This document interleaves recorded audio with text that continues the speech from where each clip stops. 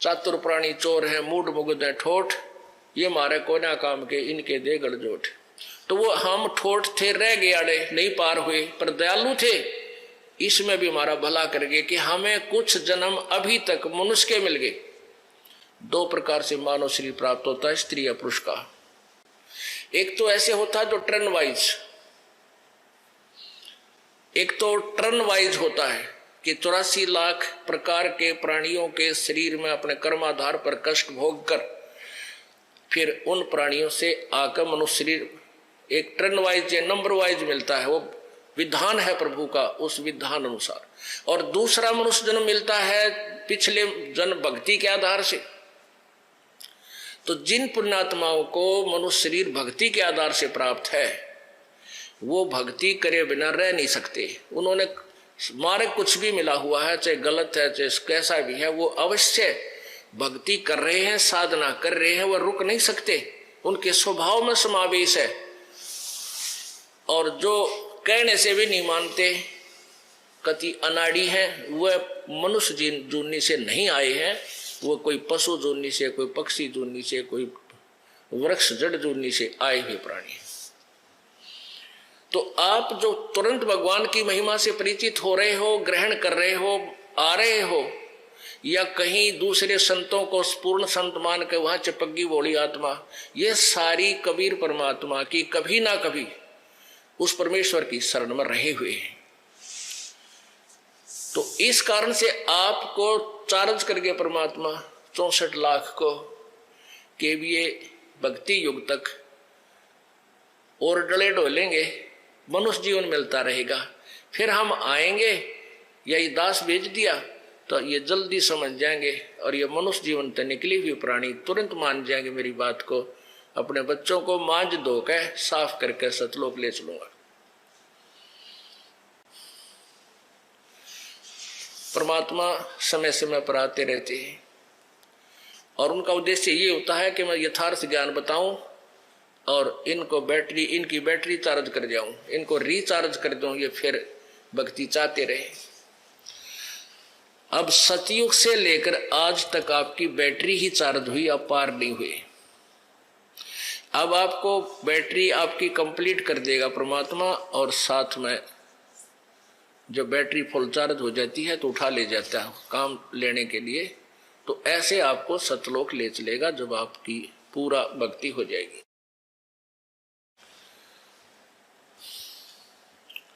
यही वेद प्रमाण कर रहे हैं, और परमात्मा भी यही कह रहे हैं। चारों युग में संत पुकारे, कूक कहा हम हेल रे, हीरे माणक मोती वर्ष है, ये जग चुगता ढेल रे।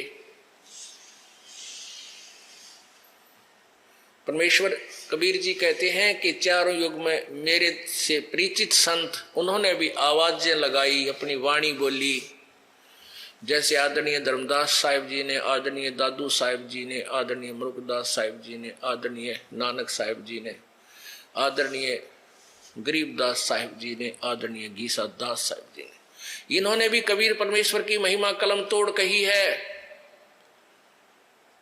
और कहते चारों युग में मेरे संत पुकारे और कूक कहा हम हेल रे। हमने भी आवाज देकर, रुक के मार मार कर, हेला दे देकर आवाज लगाई, ये सत्य तत्व ज्ञान बरसाया कहा। और हीरे माणक मोती वर्षे, ये हीरे मोतियों की वर्षा, तत्व ज्ञान रूपी हीरे मोती की वर्षा हम कर रहे हैं। और ये जग चुगता ढेल रे, ये फिर भी डले ढो है, आन उपासना रूपी ये डले ढो रहा है, गलत साधना करने में ही ये लगा हुआ है। गोता मारो स्वर्ग में, जा बैठू पाताल, गरीब दास ढूंढता फिरूं अपने हीरे माणिक लाल। कबीर परमात्मा जी कहते हैं कि मैं अपनी प्यारी आत्माओं को खोजता फिरता हूं, वह कितना भी पा जाओ मैंने वहीं से ढूंढ लाऊंगा, चाहे वो किसी मजहब में है, किसी जाति में है, मेरी पूर्व जन्म के संस्कारी बच्चे, उनको ढूंढ कर लाऊंगा। एक दिल्ली के अंदर सम्मन नाम का मनियार था। मनियार कौन होते हैं? पहले गांव गांव में जाकर के बहन बेटियों को चूड़ियां पहनाया करते थे, मनियार बोलते थे उनको। कांच की चूड़ियां होती थी और दोनों पति पत्नी यही कार्य किया करते थे। उनका एक पुत्र था सेऊ, शिव था उसका नाम, वैसे सेऊ कहा करते थे। अब उस सम्मन और सेऊ और नेकी उनकी पत्नी थी, सम्मन की, सेऊ उनका पुत्र था। इन तीनों प्राणियों ने परमात्मा का नाम ले लिया था। एक समय परमात्मा कबीर जी शेख फरीद और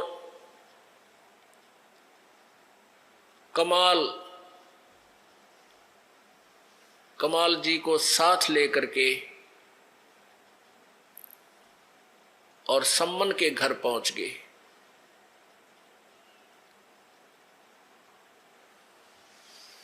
अब जैसे हमने कथा सुनी थी श्री कृष्ण और अर्जुन की, अर्जुन को अभिमान हो गया था कि मेरे जैसी सेवा, मेरे जैसा तेरा साथी सेवक कृष्ण जी और नहीं हो सकता।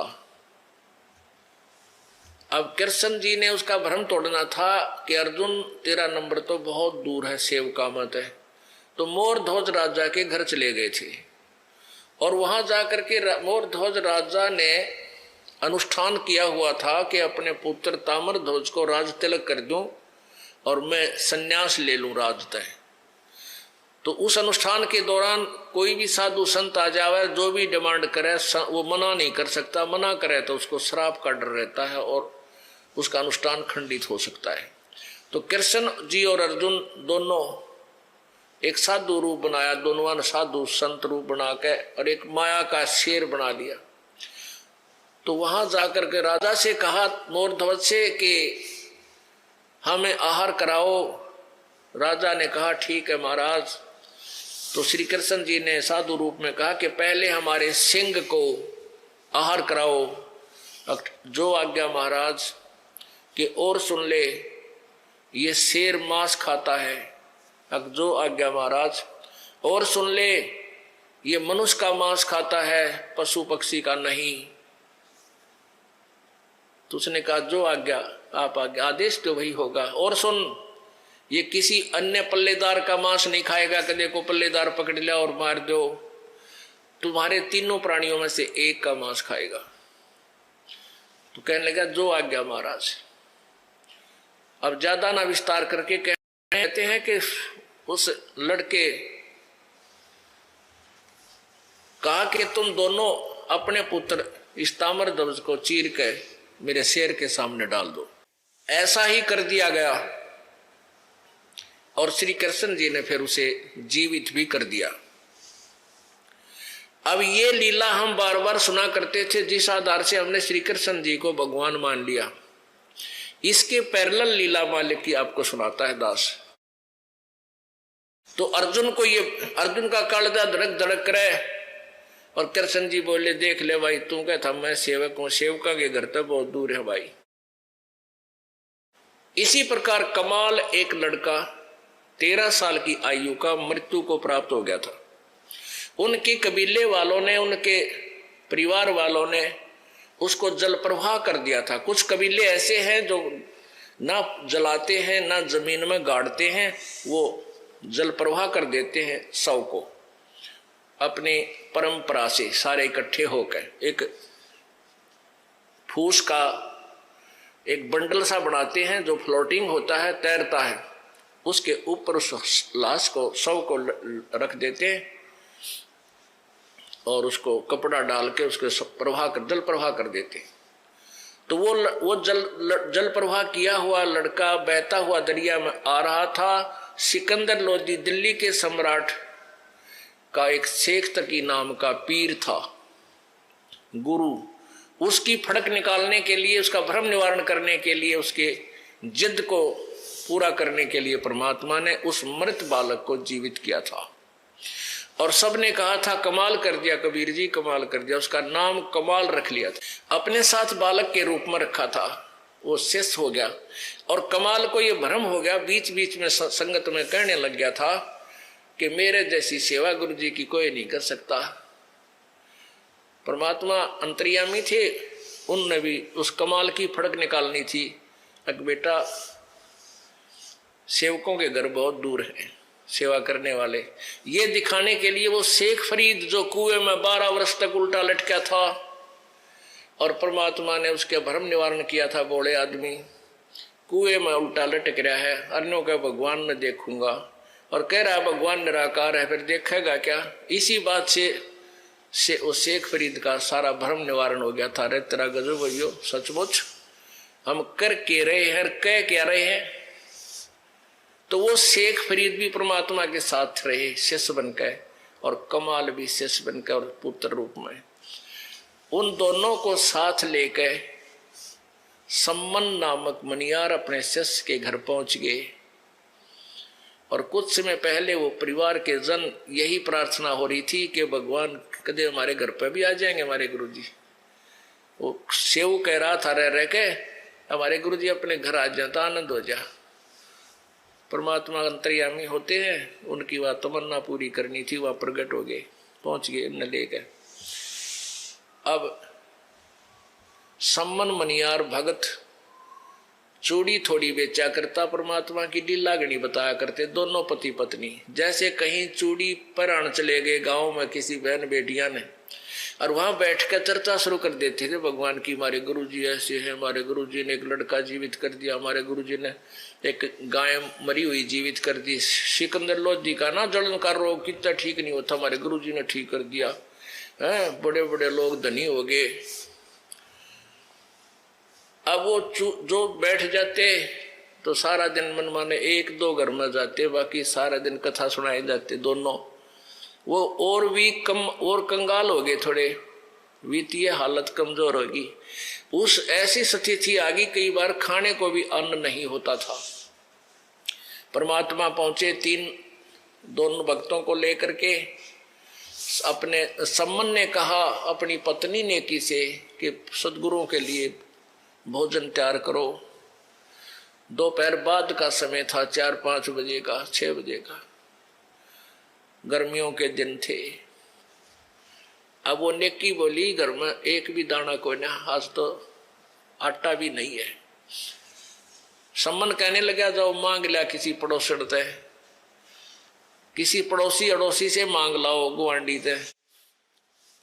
वह नेकी कहने लगी मैं सदगुरु के आते ही गई थी जहां मुझे आशा थी, आज वो कोई भी उधारा नहीं दे रहा है और मजाक कर रहे हैं, टोंट कस रहे हैं कि आज तुमने के जरूरत है आटा मांगने की, तेरे गुरुजी आ रहे हैं वैसे तेरे घर भर देंगे। वो टोंट कस रहे हैं, इस उद्देश्य से ना दे रहे कि रोज गुण गाया करते हमारे गुरुजी नो कर दे, हमारे गुरुजी नो कर दे। अब वो इस उद्देश्य से अन्न नहीं दे रहे हैं, आटा नहीं दे रहे हैं कि आज इनकी बिरान माटी हो लेने दो। ये नो कहे देवता भी पूजने छोड़ दिया, हमने नो भी छोड़ दिए, आज पता लगेगा इन्हें। तो सम्मन कहने लगा ला तेरा चीर, तेरी या चूंदड़ी, इसको कहीं गिरवी रखाता हूं। वो नेकी कहने लगी उसकी पत्नी कि मैं एक ही मेरे पास चीर है, चूंदड़ी है, इसको लेकर गई थी, कोई इसको गिरवी भी नहीं रख रहा है क्योंकि ये फट चुकी है। अब सम्मन तो कलेजा पकड़ कर बैठ गया, ये भगवान मैं किसा नीच व्यक्ति, आज पहली बार मेरे घर पर भगवान मेरे गुरुदेव आए हैं और आज मैं इनको आहार नहीं करवा सकता। देख किसा दुष्ट हूं, किसी जन्म में मैंने कोई पुण्य किया नहीं, कैसा पापी प्राणी हूं, कैसा अपराधी हूं। बहुत चिंतित हो गया। अब नेकी कहने लगी आप ऐसा करो, चिंता मत करो, कुछ विकल्प और निकाल लो इसका। नेकी ने उनकी पत्नी ने कहा कि आप रात्रि में पिता और पुत्र दोनों जाकर चोरी कर लाओ और केवल 3 सेर आटा लाना, अधिक नहीं चोरी करना।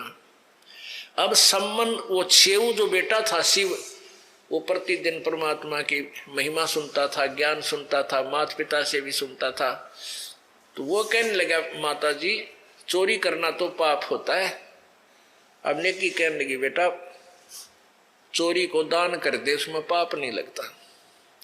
तो समन कह सेव बोला माँ चोरी मन में खोट आए बिना वो नहीं, और खोटल आदमी भक्ति नहीं कर सकता। मैं आपकी यह बात कैसे स्वीकार करूं? कल तक तो आप मुझे शिक्षा दिया करते बेटा चोरी मत करना, चोरी मत करना, और आप खुद सलाह दे रहे हो। तब नेकी बोली बेटा बात तेरी सारी सच्ची है, परंतु बात सुन जानते हैं, ये नगर के लोग घने धनी हैं, और धनी आदमी भगवान से दूर होया करे, ये परमात्मा से दूर हो गए हैं, और ये आज कति आखिर आली है। नेकी ने कहा कि आज इस नगरी का अंत आ लिया बेटा, अब इस नगरी में ये नहीं समझते परमात्मा आए हैं, और ये भूखे चले गए बेटा इस नगरी का नाश हो जाएगा। पूरी कथा सुनाई कि एक नगर में ऐसे ही एक साधु संत और उसका चेला आ गया था। नगर वालों ने उनको आटा नहीं दिया था, तो वो नगर उस गुरु ने, उस सिद्ध ने उस पूरे नगर का नाश कर दिया था। एक लड़की बची थी जो कुम्हार के घर की थी, जिसने ये कहकर आटा दे दिया था कि महाराज मैं छोटी जाति की हूं, मुझसे तुम्हारा दुख देखा नहीं जा सकता, और ये आटा ले जाओ, तुम्हारे भोजन ले जाओ, तुम्हारे गुरुजी कहें तो खा लियो। तो उस संत ने, उस सिद्ध पुरुष ने कह दिया था कि जा बेटा उस बेटी ने कह दे नगरी त्याग कर चली जा, और जहां शाम हो जा वहीं रुक जा, वहीं पर तेरा गांव बस जाएगा, तेरा वहीं वास हो जाएगा, या नगरी नहीं रहेगी रात के 12 बजे पाछे। तो नगरी बेटा नष्ट हो गई थी इन्हीं बकवादियों के कारण, और हमने इनका अन्न खा रखा बेटा, इस नगरी को बचाना पड़ेगा चाहे किसी कीमत पर भी। यह बात फिर सेव का समझ में आ गई, माँ आप ठीक कहते हो, हम अवश्य चोरी करके लाएंगे बेटा, हम नहीं खाएंगे, गुरुजी को खिलाएंगे, संतों को खिलाएंगे, ये चोरी नहीं होगी। अब दोनों पिता पुत्र सम्मन और सेऊ रात्रि में चोरी के लिए चल पड़े 12 बजे से, और उधर से संतों से प्रार्थना कर दी सतगुरु सुबह बखत से भोजन कराएंगे। संत समझ जाते हैं संकेत को, कहने लगे बेटा बहुत अच्छा, अब तो भूख सी मर गई, अब भूख नहीं रही हमारे को, जल पी लिया, सुबह देख लेंगे आहार का। तो क्या हुआ कि दोनों पिता पुत्र ने जाकर एक सेठ के घर में, दुकान में एक सुराख कर लिया, अंदर प्रवेश, लेट का प्रवेश होने का, जिसने पाड़ बोलना, पाड़ लगाना, सेंध लगाना, वह सेंध लगा ली। और सम्मन ने कहा बेटा मैं अंदर जाऊंगा और सेवू तू बाहर खड़ा हो जाना, और 3 सेर आटा लेकर आऊंगा, उसको अगर मैं पकड़ा जाऊंगा तो पोटली बांध लूंगा चादर में, कपड़े में, और उसको फेंक दूंगा बाहर, तू लेकर भाग जाइए। तो सेवू कहने लगा पिताजी नहीं, मैं इस सुराख में अंदर में जाऊंगा चोरी करने, आप बड़े हो मैं बालक हूं, यदि मैं पकड़ा भी गया तो मुझे छोड़ देंगे बालक जान के। और पिताजी ये राजा इस सेठ का राजा तक पहुंचा है, और ये बहुत भयंकर सजा देता है, सजाए मौत भी दे देता है। तो सम्मन कहने लगा बेटा तू इकलौता पुत्र मेरा, अगर तू पकड़ा गया, तुझे सजा मौत दे देंगे तो मैं कैसे जीऊंगा? नहीं, मैं जाऊंगा चोरी करने, बेटा तू मत जा। शिव बोला नहीं पिताजी मैं जाता हूं, और बालक की तो माफी हो जाती है। यूं कहकर वो प्रवेश कर गया, घर में बढ़ गया, चोरी करने के लिए बढ़ गया बेटा। और पिता ने कहा बेटा 3 सेर से ज्यादा मत लाना। लड़के ने जाकर आटा ढूंढा अंधेरे में, और फिर वो अंदाजा सा 3 सेर गाल लिया, और एक फटी पुरानी जो चद्दर थी उसमें बांध ली गठड़ी पोटली सी। उनको पता था चोरी के हिसाब से वे भागना ही पड़ गया। तो जो ही वो निकलने लगा तो एक तराजू रखी थी तखड़ी, उस तखड़ी पर पैर टिक गया, वो ऐसी उछल कर दोबारा उसी दूसरे तखड़ी के उस तराजू के पलड़े पाकर गिरी, खड़ाक जैसी आवाज आई, बाणिया उठ लिया, सेठ उठा, चोर चोर चोर। वो भागने लगा, उस सुराख में के पैर पकड़ के खींच लिया वो अंदर, और एक रस्से गिला और थाम का बांध दिया। उसी दौरान सेऊ ने वो पोटली जो आटा था बांध रखा था, वह पोटली बाहर फेंक दी और कहा, पिताजी लेकर भाग जाओ, मेरे को तो बढ़िया ने पकड़ लिया। अब सम्मन लेकर वो आटा घर पे आ गया, और उधर से सेठ ने पहचान लिया, अरे तुम हैं भगत बने फिरो थे, पाटगी पोल थारी पाटगी ने हैं क्या क्या क्या खतर चोरी करी। उन्होंने बता दिया, जी हम नहीं खावा, हमारे गुरुजी आ रहे थे आज 3 जने भगत भी, और उनके लिए भोजन चाहिए था, हमारा था कोई ना, किसी ने उधारा भी ना दिया हमारे थी, हम तो उधारा मांगा थे। अच्छा थारे गुरुजी आ रहे हैं, अच्छा वो गुरुजी वो हमें चोरी कराने, तड़के देखिए राजा ती बतावांगे, सारे जुलूस काट देंगे थारे गुरुजी का। अब वो लड़का और चिंतित हो गया, किया तो बनी सो बनी, और गुरुजी की बेइज्जती और करेंगे निकम्मे। उधर वो सम्मन लेकर गया आटे को, ले नेकी रोटी पोले। अब नेकी बोली कि बेटा कहाँ है, बेटा बनिया ने पकड़ दिया। अब वो ही धारणा उसके मन में गई, पुण्यात्मा उसकी पत्नी नेकी कह कि ये तो बात बिगड़ेगी, लड़के ने पहचानेंगे और पहचान के ये फिर नो कहेंगे ये आ रहे चोरी करवाने, ये गुरुजी चोरी करवाने आते न, पहले चोरी नहीं करी कभी भी, ये तो गुरुजी को अपने भगवान को ये दुखी करेंगे, सजा दिवाएंगे हैं। इसलिए अपने पति से बोली कि वापस चला जा, सारी कहानी समझा दी उसने जल्दी में, और लड़के का सर काट लिया ताकि पहचान ना सके। वह न सोचे थी कि पहचान में आवा है इतना जल्दी। और दूसरा ये उद्देश्य था कि छोरे का सिर कट गया तो लाला जी घर रखा नहीं, फिर उसको लाश ने उसका मर्डर शर लग गया, वो कि तौर पटकेगा, उसने फिर ठा लावांगे शेष बचे हुए शरीर को। ऐसा ही हुआ। अब हाथ में कर्द लेकर तेज चक्कू लेकर के वो सम्मन वापस चल पड़ा बेटे का सिर काटने के लिए। वहां जाकर आवाज लगाई उस सुराख में कि बेटा सेऊ, एक बार 2 बात करनी है तेरे कान में, एक गुप्त बात बतलानी है, सिर बाहर निकाल ले। अब लाला जी से सम्मन सेऊ ने कहा बेटे ने कि लाला जी बाहर मेरे पिताजी खड़े हैं, 2 बात करन की कह रहे हैं, आपकी आज्ञा हो तो मैं बतला दूं, बात कर लूं।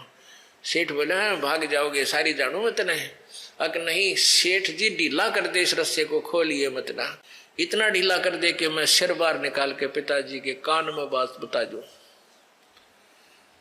अब सेठ ने सोचा भाई कि कोई ऐसी चोरी भी ना कर रखी और कर दे थोड़ा ढीला। रस्सा इतना ढीला कर दिया कि सेऊ ने सिर काट लिया द्वार से बाहर गली में। अब बाप था हाथ पाछे का पाछा रह गया, सर कटा नहीं बेटे का, क्योंकि ममता बहुत बुरी है। तब सेऊ ने कहा पिताजी, सेऊ को नहीं पता था पिता के में हथियार ले रहा है, लेकिन वो अपने मन की धारणा बताई कि पिताजी बात बिगड़ गई, सेठ कह रहा है तुम नो करवाऊंगा, तुम चोरी करवाते, थारे गुरुजी करवाने आते हैं, तुम भगत बन रहे थे, ये गुरुजी की बेइज्जती करेंगे, और पिताजी मेरा सिर काट ले, तुम मेरा शीश काट ले, फिर ये सेठ डरता इस लाश ने भी बाहर फेंक देगा, शेष शरीर ने। अब लड़के और कहा जब तू मेरा बाप है वास्तविक में तो आज मुझे परिणाम मुझे पहचान हो जाएगी, नहीं तो तू मेरा बाप नहीं है। इतनी बात बेटे के मुंह तो सुन दे, करंट सा आया सम्मन में, और उसने तुरंत लड़के का सिर काट लिया, और वो लेकर हाथ में वो पकड़ के वो सर और लपेट के एक बोरी में घर ले आया। घर ला करके अलमारी में रख दिया एक ताक में, और नेकी तो बोला तू रोटी बना। नेकी बोली तू फिर उल्टा जा। वो लाला जी घर नहीं रखा उस लाश को, वो बाहर की तरफ पटका होगा दूर जंगल में, और पीछे पीछे जाकर वह लाश उठा ला, उस शरीर धड़ उठा ला बच्चे का। वो सम्मन फेर गया, लाला जी तो चौड़े भीड़ी धरती होगी, बात बिगड़ गई, तू मर गया। उसने पकड़ा उसका गड़ शरीर का को कुड़ता और पकड़ के घसीट ले गया, उसने पजावे में गिरा, पजावा एक मैदानी भट्ठे होते थे पुराने समय में, ये कुम्हार लोग लगाया करते थे, पजावा, ईंटें पकाते थे, मटके भी पकाते थे, उसमें ऐसे खंडर से होते, उनमें पटका जाके। तो सम्मन ने देखा और उसने क्या किया, इतने दौरान में अपना जो सुराख बनाया था दीवार में, वो वापस ईंट लाके और मिट्टी गारा था, लीप कर रेत रात मार के ऐसा कर दिया, पाड़ लग गया को नहीं, वो सुराख ना हुआ। लेकिन वो पैरों की जो लकीर थी, घिसट थी, निशान थे, वो दूर की दूर घिसरता हुआ जा रहा था। उनको देखते हुए देखता देखता सम्मन वहां पहुंच गया, ना बेटे का धड़ पड़ा था, उसको उठा के कंधे लाके घर लिया। उन आत्माओं, लड़का मरा पड़ा है, कटा पड़ा है, अपने हाथ से काट रखा, माँ रोटी बना रही है, और नो बोला, सम्मन नेकी बोली, अगर ये मत ना, जब गुरुजिया ने पता लग गया ना, रोटी नहीं खाओगे, इन कल के भूखे खाना खा लेने दिए, जो बात कराएंगे। अब रोटी तैयार होगी और सम्मन ने वो तीन बर्तनों में डाल दिया। दोने होते मिट्टी के, कसोरे का करते हमारे का ना, कुम्हार के लिया करते ब्याह शादियां में पहले। आजकल तो ये पत्तल चाल पड़ी, दूसरे टाइप के बन गए, प्लास्टिक से के कप हो गए। पहले मिट्टी के होया करते कसोरे, कप टाइप, चौड़े चौड़े से, बगैर डंडी के। तो उनको दोना बोलते हैं सिंपल भाषा में। तो उन्होंने क्या किया, जो भी भात बनाई थी वो 3 दोने में डाल दी, तीन पात्रों में, 3 थाली समझ लो, 3 पत्तल, थाली भी ना थी बेचारे गरीबा का, वो पत्तल सी थी, उन 3 में डाल दी और प्रार्थना की, गुरुदेव भोजन पाओ, भंडारा तैयार है। आसन दे दिया। जब परमात्मा भी बैठ गए, दोनों सेवक बैठ गए, जब परमेश्वर ने कहा कबीर जी ने कि भाई तुम भी आ जाओ और 6 जगह कर लो, इसने सारे बैठ के खावांगे, 3 हम और 3 तुम, और आज प्रेम से इकट्ठे बैठ के खाओगे, बेटा आ जाओ। अब आगे धर्म संकट में यह बात बिगड़ेगी, गुरु जी को पता चलेगा, नाटा नोटी बतेरी करी पर नहीं माने, तो वो 5 में डाल दी। 5 स्थान पर 5 विभाग कर दिए उस 3 जगह के खाने के। परमात्मा ने, कबीर जी ने कहा नहीं भाई 6 जगह करो। वो कहने लगे जी लड़का खेलन जा रहा है, देर तो होगा, कोई बात नहीं, आ जाएगा जब आओगा, पर 6 जगह करो। वो 6 जगह करवा दिया, राजाओ बैठ जाओ।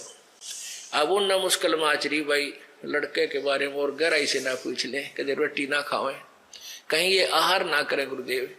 तब परमात्मा ने कहा आओ सेऊ जी मिलो ये प्रसाद प्रेम, बेटा चोर कटा शीश कटा कर चोरा के, साधों के नितक सेम। ओए होए होए, सेऊ धड़ पर शीश चढ़ा और बैठा पंगत मां, और नहीं गहरा गर्दन कहियो ओ सेऊ ना। बोलो सतगुरुदेव।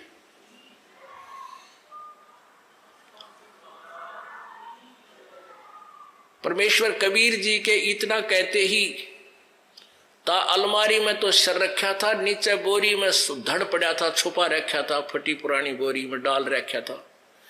वहां से निकलकर ऑटोमेटिकली उस धड़ के ऊपर शीश अपने आप जुड़ के प्रभु कबीर जी की कृपा से, और वो लड़का उसी पंक्ति में आकर बैठ गया अपने माता पिता के पास।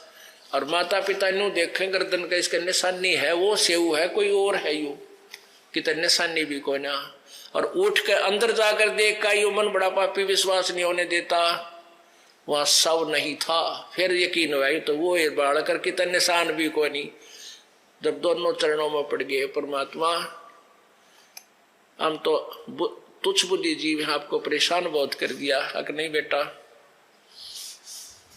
आज तक तुम्हारा भी पक्का विश्वास ना था कि मैं कुछ थोड़ा बहुत लो लगता सा हूं, भगवान थारी भी फड़क निकल और ये 2-3 और आ रहे थे मेरी गेला। एक आधा भगत ने क्या करता, मैं बगड़ी सेवा करता हूं, आशीर्वाद दे दिया बेटा, चिंता ना करे, सम्मन तेरा टोटा नहीं रहेगा। उसी जीवन में 1 नंबर का सेठ दिल्ली का हो गया वो मनियार, उसी जीवन में मास्टर मालिक के आशीर्वाद से जहां भी हाथ लाओ उड़े सोने की डली पावे। ओए होए परमात्मा, ऐसे मालिक ने मौज मचा दी। लेकिन अब फिर बेशक से वो अब यहां बिजली गिरती है काल, देखो कितनी कुर्बानी की सम्मन ने, कोई कसर नहीं छोड़ी।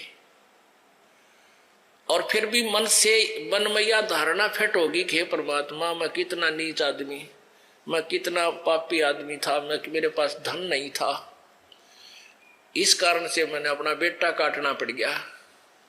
क्योंकि बेटे को काटते दिया बाद में कई दिन तक, हालांकि वो जीवित भी कर दिया दाता ने, लेकिन वो घटना भूल नहीं सका और उसका कारण दारिद्र ही मानता रहा। तो परमात्मा ने आशीर्वाद दे दिया, बेटा तेरा दारिद्र नहीं रहेगा, टोटा नहीं रहेगा। फिर भी वो सेऊ नेकी और सेऊ, वो माता और पुत्र वह तो हो गए पार उस जन्म में, लेकिन सम्मन के मन में यह बात बैठी रही, वो पार नहीं हो सका। फिर उसका जन्म कहाँ हुआ? एक नौ शेरवा नामक शहर में, और नौशेर खां नाम का वो राजा बना। उसके पास बहुत धन था और इतना कंजूस, चवन्नी दान नहीं करे, 70-80 गंज। परमात्मा ने आशीर्वाद पिछले किए हुए पुण्यों के आधार पर उसको इतना धन दे दिया, 80 गंज, 80 खजाने। एक खजाने में खरबों का वो होता है, सोना चांदी लाल हीरे मोती, तो उसकी एक ध्वजा टांग देते ऊपर कि राजा एक खजाना है, एक गंज है। फिर उसके 80 ध्वजा फहरा रही थी, 80 खजानों की। परमात्मा गए उस नालायक के पास, तो फिर सर्प बन कर बैठ गया, माया जोड़े बैठा, दान करता नहीं, भक्ति करता नहीं। साधु जिंदा महात्मा का रूप बनाकर परमेश्वर गए और कहा, महाराज कुछ भक्ति करो, दान किया करो, धर्म तो धसके नहीं, धसके तीनों लोक, खैर आए तुम्हें खैर है, कीजिए आत्मपोख। अब वो राजा कहने लगा, नौशेर खान कहने लगा, महाराज जी मैं तो बहुत गरीब राजा हूं, दान धर्म करने मेरे पास कुछ को लिया। राजा परमात्मा बोले, भाई ये तेरे 80 ध्वजा फहरा रही है, तेरी 80 खजाने हैं तेरे पास, सुना है मैंने। अकजी मैंने तो दुनिया बका रखी है, इनमें तक कोल्ले भर रखे मैंने।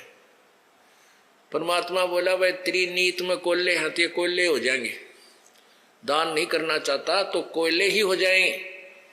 तथास्तु न्यों कह के चल पड़े।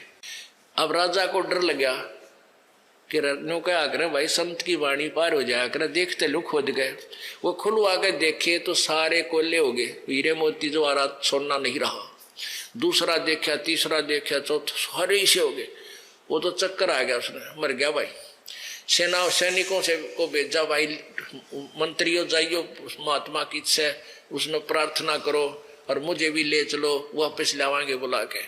अब परमात्मा ने जाना कहाँ था, वो जाके थोड़ी सी दूरी पे और बैठ गए वहां एक पीपल के नीचे।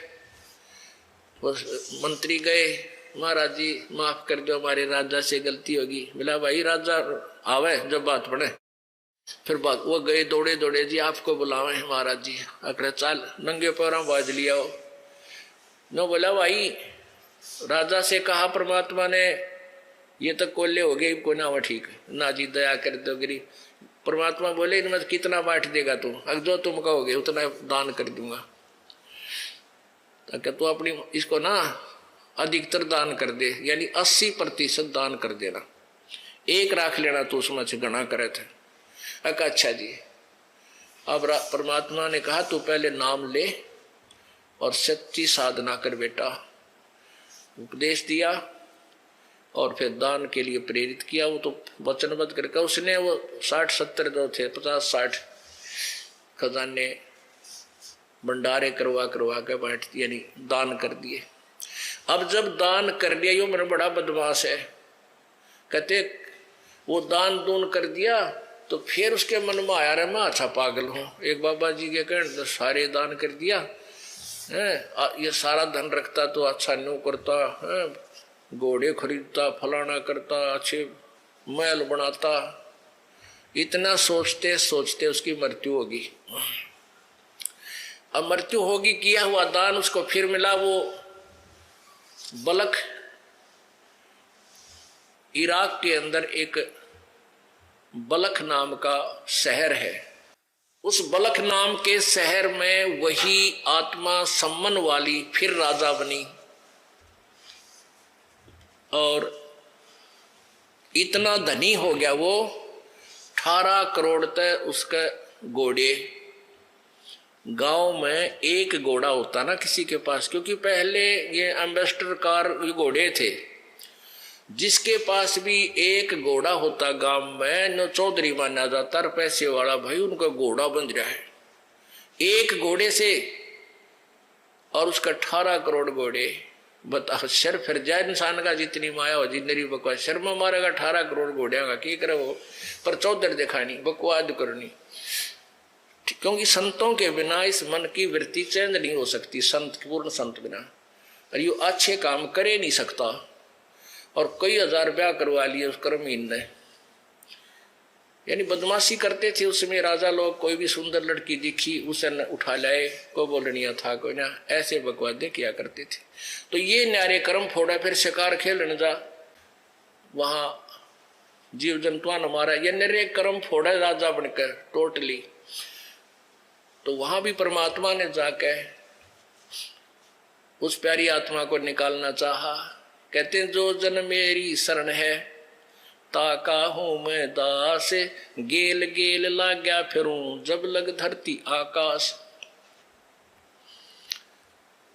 उसी दृष्टिकोण से परमात्मा एक दिन उस राजा के महल के छत पर पहुंच गए, एक रभारी का रूप बनाकर, एक कारवान का रूप बनाकर।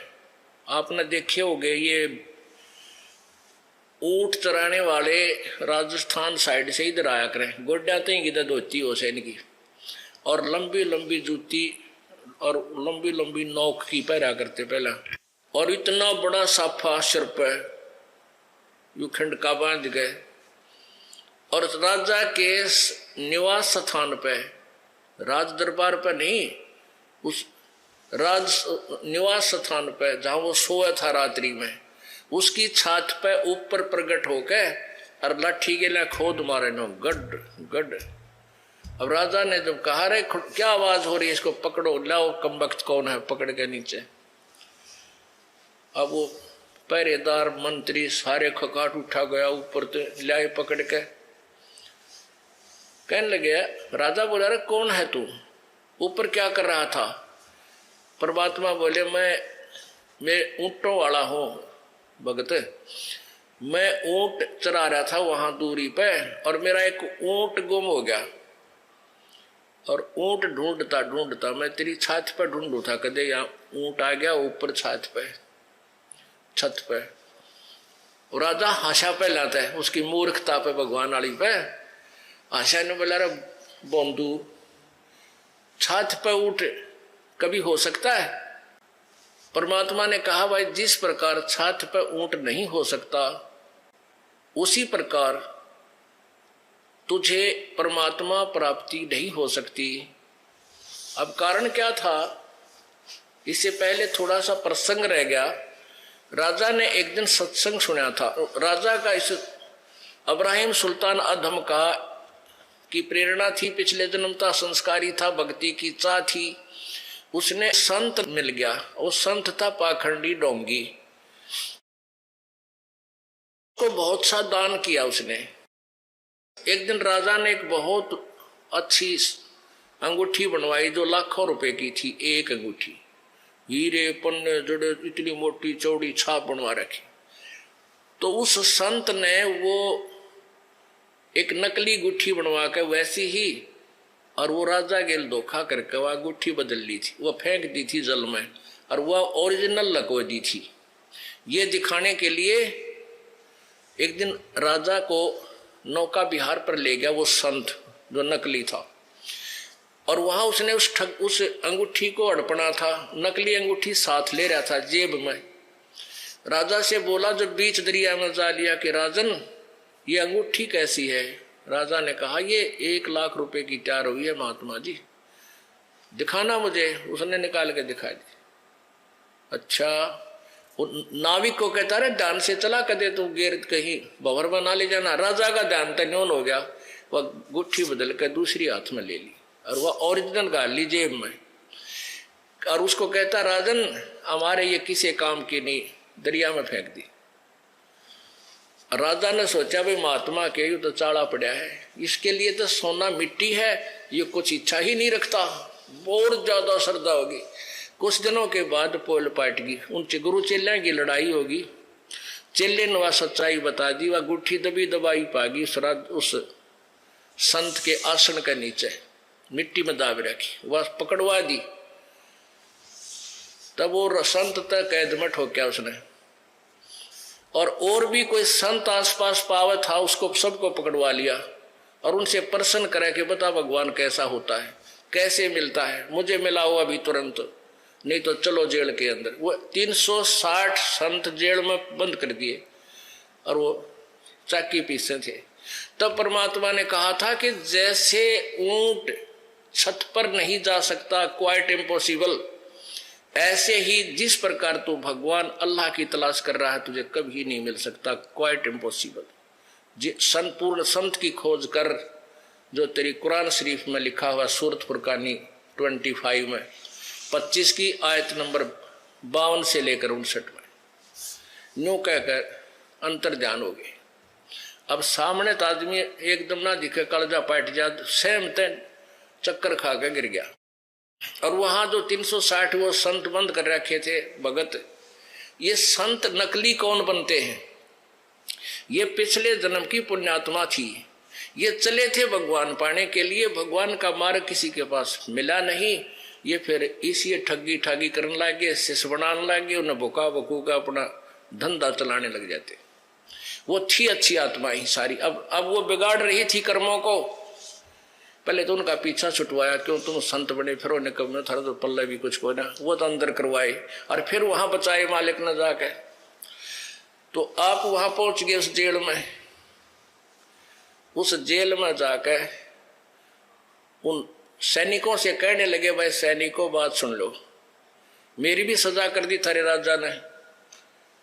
और वो सैनिक वो सिपाही बोले आ जाता है, ले पकड़ एक चाकी तू भी पीस। वह चक्की पीसने की सजा दिया करते, पहले आटा पिसवाया करते, अब भाई सेना का आटा बन जाएगा, इनकी खाल उतर जाएगी।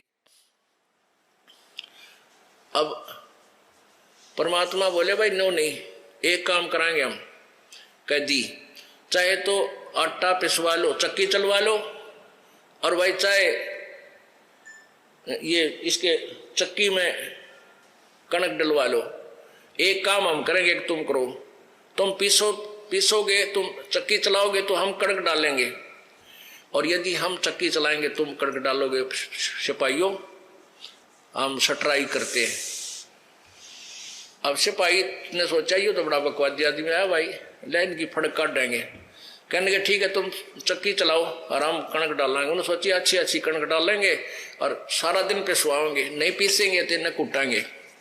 तब वो हो गए पोजीशन पकड़ गए कि हम चक्की वो डालेंगे आटा, तुम चक्की पीसो सारे। परमात्मा बोले सबको कि भाई तुम खड़े हो जाओ, जितने भी कैदी हैं जो चक्की पीसने के लिए तैयार बैठे थे, और एक चक्की का जो उनके हिस्से की थी, परमात्मा के नंबर की थी, उसके अपनी सोटी लगा दी, अब चल चक्कियों पीस दो इनका आटा। वो चक्की अपने आप चलने लगी, वो खुखाट ठारी 360 चक्की गगाठा जले बेटा पीस लो जितना पीसना है। अब वो किसे पीसे थे, वो तो दूर हट गए एकदम सारे सिपाही, और उन नकलिया तो बोला संतों से आंख बंद कर लो, पशुओं तुम मरोगे फिर अड़े, आंखें बंद करो। सब ने आंखें बंद की, खोलो, आंखें खोली तो जंगल में खड़े दूर। परमात्मा बोले भाग जाओ, इसकी सीमा से पार कर जाओ ना, तुमने फिर बंद करेगा।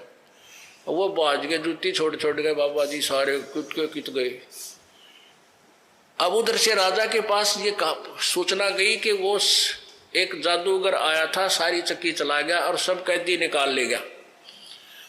घर पे पता चला कि राजा के पास भी आया था वो, तो राजा अभी सचेत हुआ है, अचेत हो गया था। चक्की चलती देखने के लिए फिर भी वहां पहुंच गया कैद में। वहां देखा वो चक्की चल ही रही थी और राजा के पास के जाने के बाद वे फिर बंद होगी, इसलिए कि कहीं उस सैनिकों को सजा ना दे दे, सिपाहियों को झूठ बोलो थे तुमने जान के काटे हैं।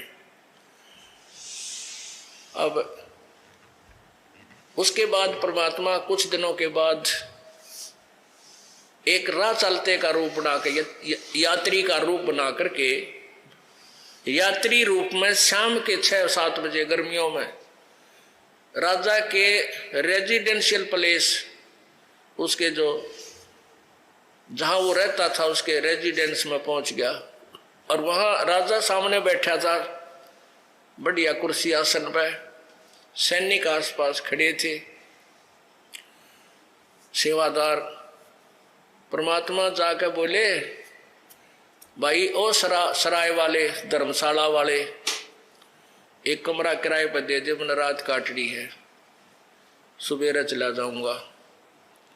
बोल के कीमत लेगा इसे कमरे की। अब राजा उसके मुंह की तरफ देख रहा है, हंसा है कि वो बोला आदमी कीता गया यात्री। वो कहने लगा कि ए बोले आदमी। राजा बोला के बोले यात्री, ये सरा नहीं है, ये सराय नहीं है, ये धर्मशाला नहीं है, ये तो मैं राजा हूं, मेरा राजमहल है। परमात्मा बोले, भाई तेरे से पहले इसमें कौन रहा करता और उससे पहले कौन था? वो राजा बोला, मेरे माता पिता रहते थे, और भाई उससे पहले मेरे दादे परदादे, और उनके माता पिता, फिर उनके वो कहाँ गए? ये कहाँ गए सभी? ये तो अल्लाह खुदा को प्यारे हुए। और तू कितने दिन रहेगा पौड़ी बूझ इसमें?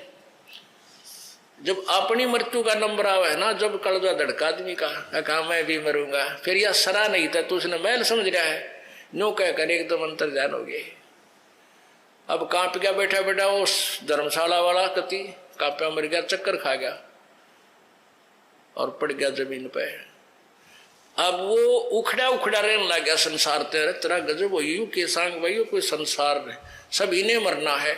और कुछ वह पिछली भक्ति, फिर वह पिछली भक्ति भी तो अंगड़ाई लेती है, वो तो एकदम मायूस सा रहने लग गया। अब औरतों ने सोचा, उसकी रानियां ने, कि यू बाबा जी बनेगा, अरे यू काम बिगड़ेगा, यू राज छोड़ कर जाएगा। इन बहनों ने यह चिंता पहले हुआ करे। उन्होंने मंत्री बुलवाए और मंत्रियों ने वो जंतर मंत्र करनी बुलाए, जो भूत बात काटनी है। जो पहले चक्कर खाया था पहली बार आए, जब इस हाथ का गंडा बंधवा दिया ताबीज, फिर दूसरे का बाजू का बंधवा दिया। परमात्मा फिर अंतर्ध्यान हो गए। एक दिन परमेश्वर ने क्या किया, राजा जो है दिन के समय और एक बाग में सोया करता था, कुछ देर विश्राम करता था, 2-4 घंटे, और वहां एक बिस्तर बिछाया जाता था, बेड लगाया जाता था, उसके चारों तरफ सुगंधित फूलों के गुलदस्ते लगाए जाते थे।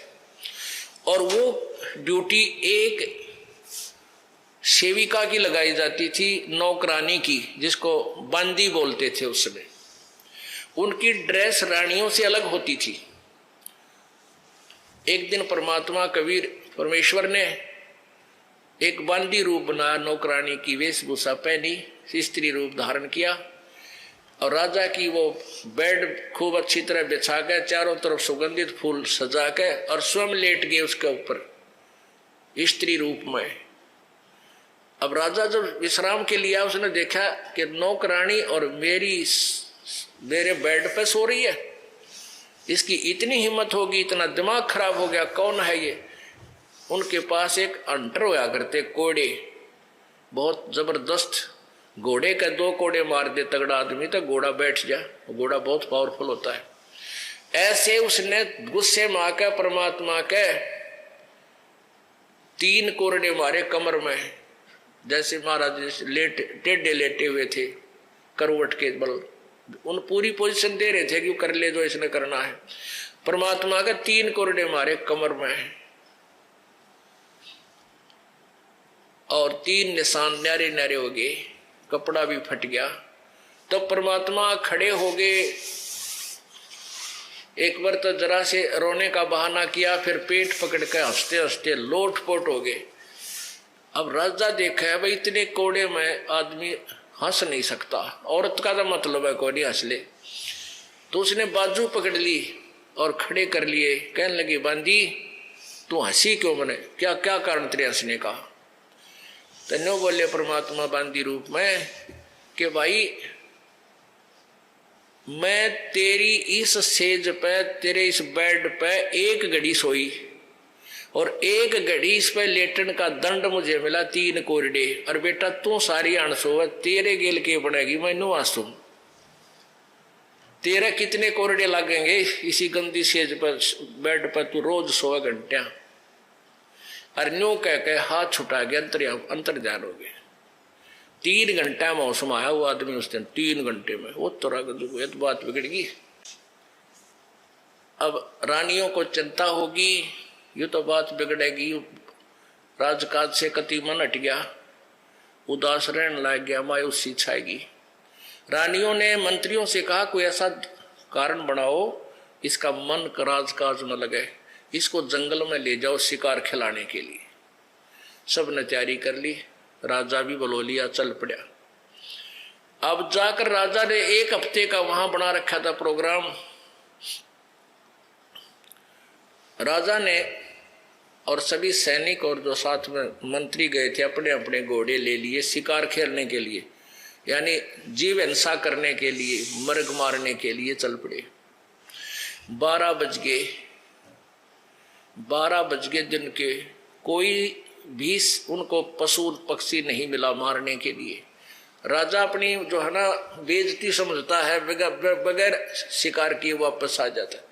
इतने में परमेश्वर ने एक लीला की, एक मर्ग बने खुद ही, और वो मर्ग आता दिखाई दिया सामने, हिरण।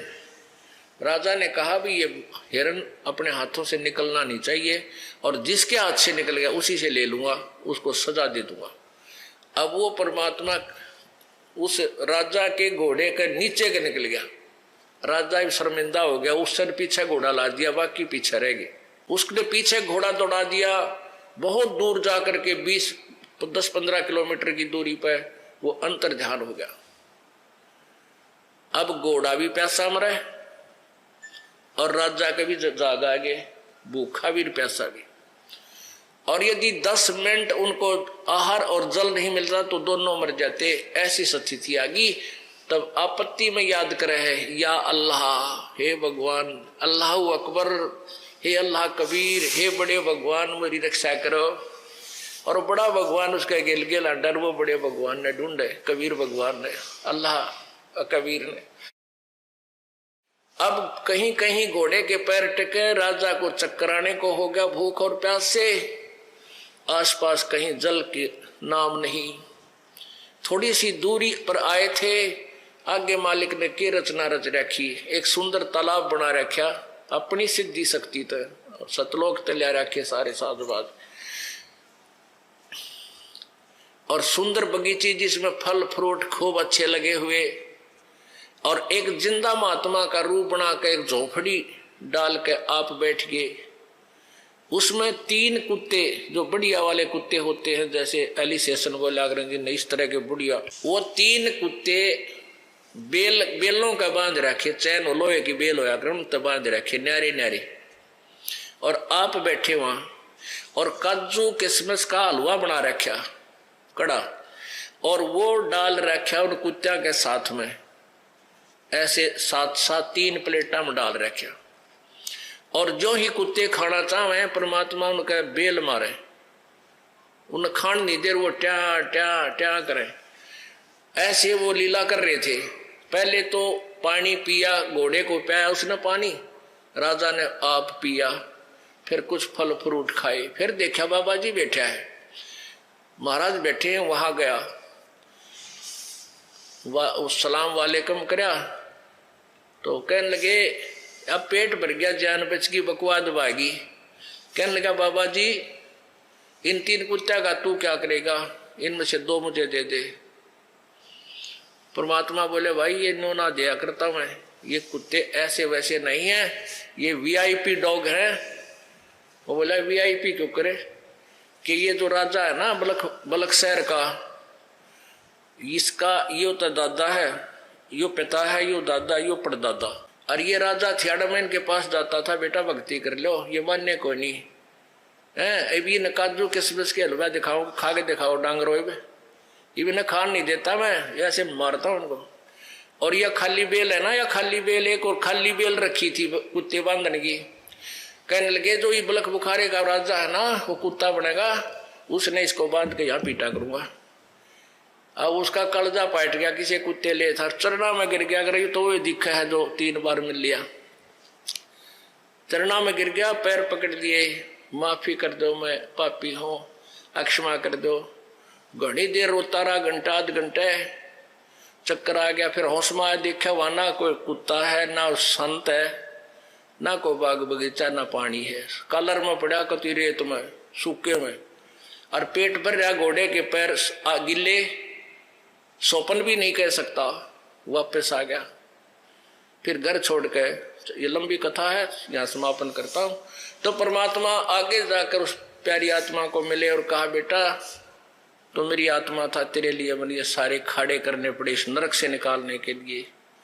इस प्रकार वो परमात्मा कहता है, जो जन मेरी शरण है ताका हूं मैं दास, और गेल गेल लाग गया फिर जब लग धरती आकाश। बोलो सतगुरुदेव।